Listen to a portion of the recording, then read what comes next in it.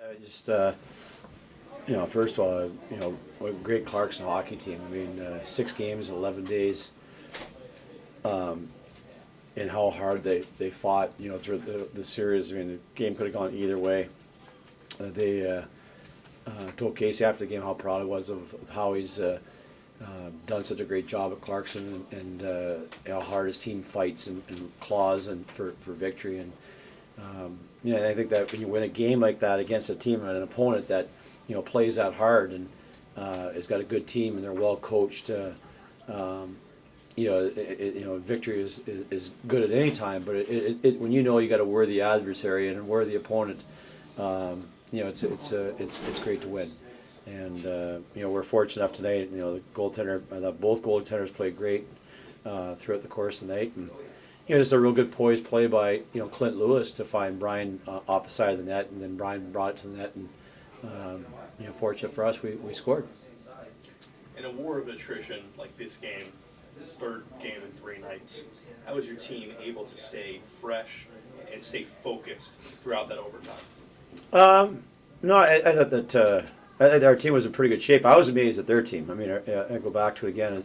That's really their 6th game in 11 days, and I thought we were in pretty good shape on our bench. But I was impressed how hard they competed with the fact that they played a lot of those guys, especially the 4 of the defensemen. They played a ton of minutes over the last 3 games, and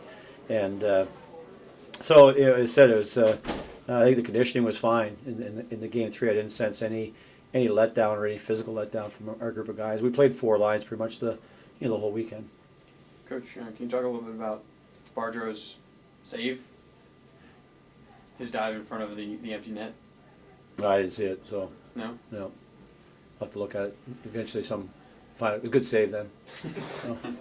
Coach, how about Brian Ferlin after he went down with the hit and missed a couple of minutes? Did you see a little fire in his eyes when he came back to the bench. He was steaming and he had to get checked out medically first before he could go back on. And his you could sense that he was pretty determined, and he had some great chances throughout the course of the game. And I think that Perry made 2 or 3 great saves on him in the second period.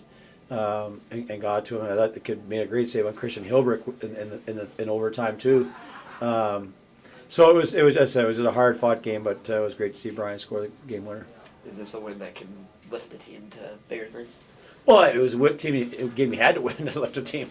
I mean, this is where we wanted to be, and we knew the league is so deep this year that being 4 seed, there's very little to pick between Clarkson and ourselves in this series, except for the fact we had home ice. And I think that's why you play so hard and things are so important through the regular season, is to make sure you have last change, all night long and all 3 nights. And I said, the guys end up getting rewarded for it.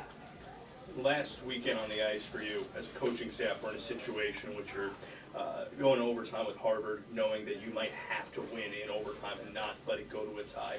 How did that experience as a coaching staff help prepare you for a situation in this overtime in which you knew you needed to score? I don't think it really has any character. I mean, I've been coaching now for 28 years. It's been an overtime, triple overtimes, and NCAA games to go to the Frozen Four. It's they're all nerve-wracking. They're all you're on the edge of your seat because that one bounce here or there for either team can change your destiny of the season. And we were in that game last year. We hit a crossbar at Quinnipiac. We're leading the game 3 with a minute and a half to go, and we lost. You talk about what could have changed both teams' destiny last year in an overtime game in game 3. So, it didn't really prepare. I mean, our coaching staff, Ben and Tope, we've been through a lot, and it is what it is. It's an overtime game, and just like the fans and everybody else is on edge, everybody's on edge, including the coaching staff. What impressed you the most about Andy tonight? Well, I just think that I thought he went long periods of time without any action, and then he had to make a big save, and I think he's gotten more comfortable with that over the course of his career, and it was just it was great to see. I've read the stats somewhere that I've never had a team ever not have a shutout in the year, and he gets to the last one of his last game ever at Lynah Rink, and talk about 2 different weekends, overtime winner in your senior night and an overtime winner in your last game ever to be at Lynah. That's pretty special for this group of kids. Coach, I wanted you. Do you enjoy this one before you start preparing for the Union? Probably till we wake up in the morning, and then obviously a day off for our guys tomorrow to regroup and get treatments and take it easy. At this time of year, it's just about keeping fresh. I mean, you can't practice. We played over 170 minutes of hockey this weekend. It's not really practicing this week. It's rather that's getting prepared and getting rejuvenated and getting all the legs back and everything else ready to go on Friday. Oh yeah, real excited. I mean, it's a nice little revenge from last year. Last year we were on the other side of that, and we're so well conditioned, and we were sticking to the game plan, sticking to the process the whole night, and it was just a matter of time. Andy, what does it mean to you personally when you're coming off the ice toward the end of the game, saluting the student section, and everyone's cheering Andy Iles? Yeah, I mean it's an amazing feeling. They've been on our side since day one, and I've appreciated every second of it. They helped me lift my game. They help our team lift our game. It's a special place to play, and I've loved every second of it. And to go out like that is something special. Is that something for you throughout your time growing up, coming to Cornell, that you've dreamt about, an opportunity like this to be in a playoff hockey game at Lynah in a do-or-die shutout situation? Yeah, I mean, since I was a little kid, I've set goals and I've had dreams, and playing college hockey was right at the top of the list. And just being able to play in games like that's what you work all year for. That's what you dream of. That's what gets you out of the bed in the morning. And we were all excited. Obviously, we would have liked to wrap the series up in 2, but we were excited and driven and on a mission when we arrived at the rink this morning. And you know what? We executed, and it paid off. Talk about Perry's play the other end. He was just almost as good. Yeah, I mean, he had a great series, and was so composed in net and just played with a big chest, and positionally was so sound. And tonight's game was a fun one, from a goalie's perspective, just to kind of go back and forth. And overtime was a little chaotic. There were rushes up and down. Not like the chances were quality, but there was speed, and guys were giving it their all. And I mean, he laid it on the line for that team as a freshman, and it was impressive. And he's had a great year, and it's something that he can build off of. And he played very well for them this weekend. Andy, how does a game like this prepare you for games next weekend? Well, at this point, every game's one and done, right? And if you don't win, you're done. And that's the kind of atmosphere we need to play in. That's the kind of game we need to play in. Hopefully these rowdy folks out here can change their weekend plans next weekend and make their way up to Lake Placid, because it's something we heavily rely on. And I guess it'll be Friday night. We have a big game. Union's a great team. They've been on a good run, and starting tomorrow, we got to start preparing for them. How were you able to stay focused during many lapses of this game in which you weren't seeing a lot of action, and all of a sudden they're coming down the ice? Yeah, and that's one thing, like looking back on it, that I just talked to our defenseman about, and it was something we were proud of as a collective group. Sometimes we've struggled a little bit when we haven't given up a lot of shots. Both me personally and as D, we kind of get lackadaisical a little bit. Next thing you know, the puck's in the back of the net. And it seems kind of the more active I've been and the more active we've been in our own zone, the better we've played this year, which is definitely not the way that you want to be playing hockey come playoff time. So just to limit the chances and keep everything to the outside. And, I don't know what it ended up, 20-something shots through almost 70-plus minutes of hockey. That's impressive, and that's a testament to those guys in the locker room, not just our D-corps, but, the forwards up front with their backside pressure. And then for me, it's just kind of like focusing on that next shot, the next shot mindset, regardless of what the kid's doing at the other end, regardless of what their team is, you kind of have to have that next shot mindset and, make the save and then start locking in on the next one. Well, look, you seem pretty confident that the review was going to go your way. What were you thinking there? Well, yeah, I mean, as a goalie, you usually have a pretty good idea. I got up off that puck, and the puck had never crossed the goal line even when I got up. So that's after I was pushed in, and I figured if I was pushed into the net and the puck's still not in the net, there's no chance that it's going to be a goal. But I guess they did their job. The rest did their job. They were in there for a while. They wanted to review a few different plays. They actually had a wraparound right before that where Yoki laid out his body and made an unbelievable stop there, and they just want to make sure that one didn't cross the goal line. So that's what took the time. They did everything they were supposed to do. The rest were polite about it, explained the stories to both coaches, and kept going on with a great hockey game.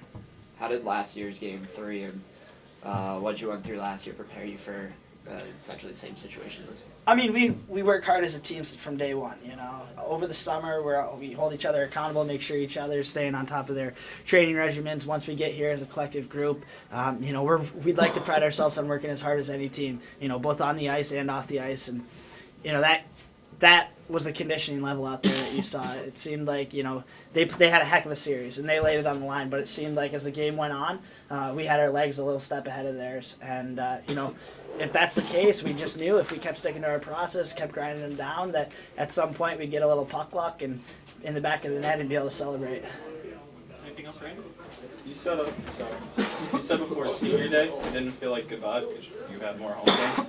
Yeah. So what did today feel like? I mean, it's special, right? Like, I absolutely love this place, but honestly, I haven't really even processed it yet. You know, that was an amazing win with every guy in that locker room, and that's what we're enjoying right now, and that's what I'm going to enjoy. And I'm sure once the season winds down, you know, hopefully we've accomplished our end-all goal, but, you know, when the season winds down, that's kind of something where I'll be able to sit down and reflect a little bit. But, no, as far as, like, the emotions being in there, I'm on cloud nine. I'm excited. I'm ready for next weekend already. I'm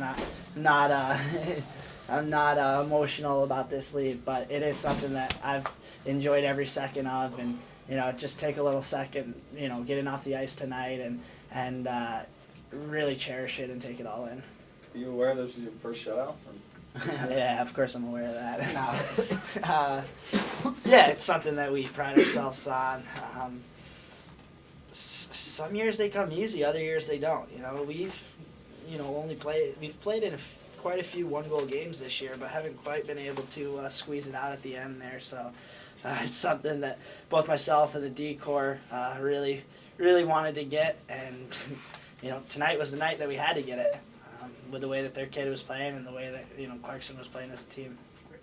Looking back at game 1 and 2, I think one of the things that came in today, trying to focus on, was getting a little more net presence. You know, getting in front of the goalie's eyes. We weren't giving him enough. You know, having to make a bunch of tough saves necessarily. So, you know, I was trying to screen the goalie, and then I kind of felt that there was no one on me.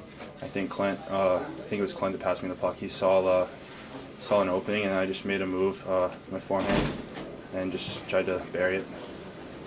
What did you saw it kind of dribbling over the line? Yeah, I mean, I was trying to get it up a little higher than that, but I'm not sure exactly where it snuck in at. But you know, I thought I was due. I had a couple of chances earlier in the second period.